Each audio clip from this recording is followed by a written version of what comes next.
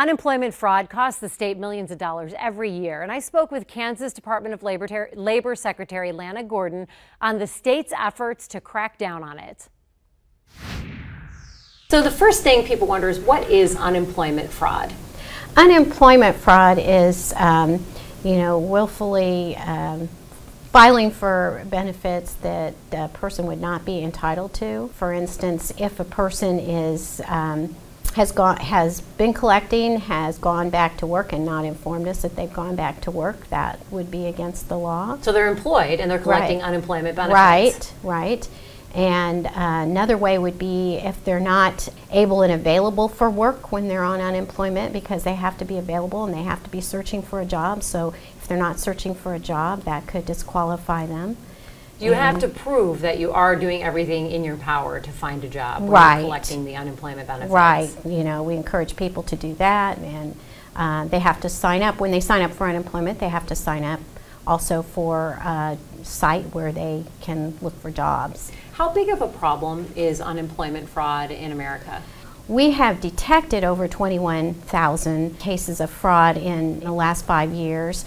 It's not as big of a problem in some ways today because we're able to detect it more quickly because of the provisions of the law that were passed through the legislature and allowing us to have law enforcement powers so that we can investigate and go to the fullest extent of the law in prosecuting.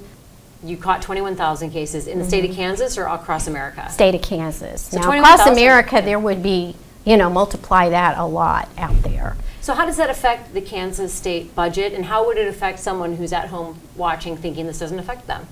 It really affects everyone. It doesn't necessarily directly impact the state budget because unemployment benefits are paid through or from a fund that's collected from employers only.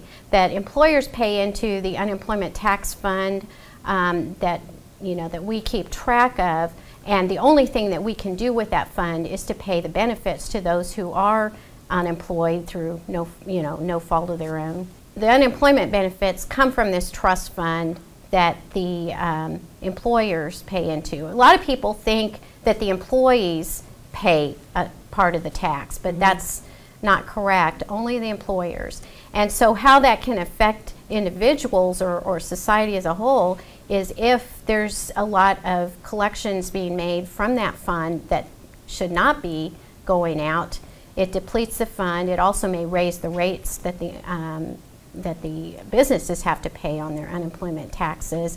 And of course, anytime rates for businesses go up, it's going to be passed on to the consumers. So it is something that should concern all of us. You can help cut down on the millions of dollars lost in jobs, lost profit, lower wages, and higher costs for goods for services by reporting unemployment fraud.